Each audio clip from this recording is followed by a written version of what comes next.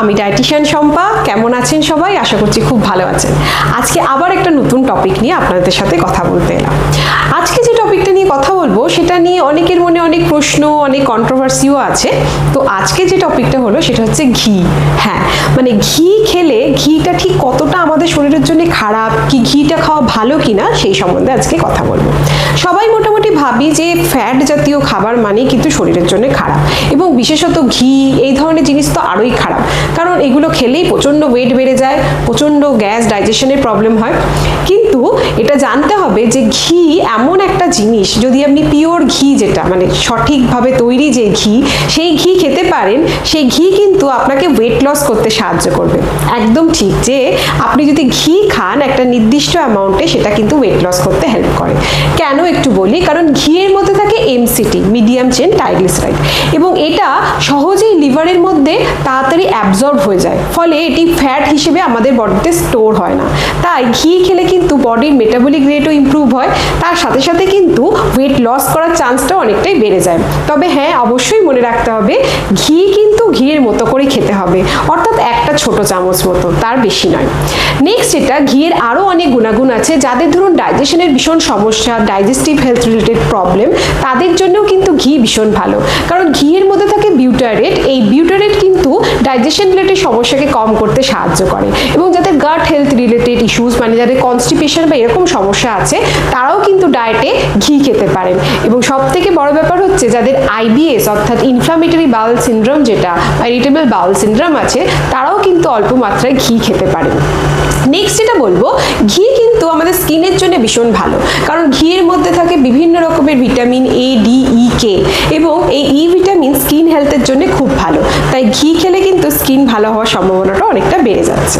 এছাড়া ঘি ইমিউনিটি অর্থাৎ আমাদের ইমিউনো সিস্টেমের জন্য ভালো, যেহেতু এটার মধ্যে যেই ভিটামিনগুলো থাকে সেটা ফ্যাট সলিউবল ভিটামিন, এবং বডিতে ভালোভাবে অ্যাবজর্ব হয় এবং ইমিউনিটিকে ইমপ্রুভ করতে হেল্প করে।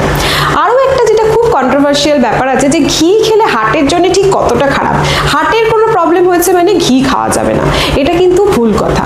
ঘি যদি সঠিক মাত্রায় অর্থাৎ অল্প পরিমাণে 1 চামচ, হাফ চামচ খাওয়া হয়, সেটা কিন্তু হার্ট হেলথের জন্যও ভালো, কারণ এর মধ্যে থাকে সিএলএ অর্থাৎ কনজুগেটেড লিনোলিক অ্যাসিড।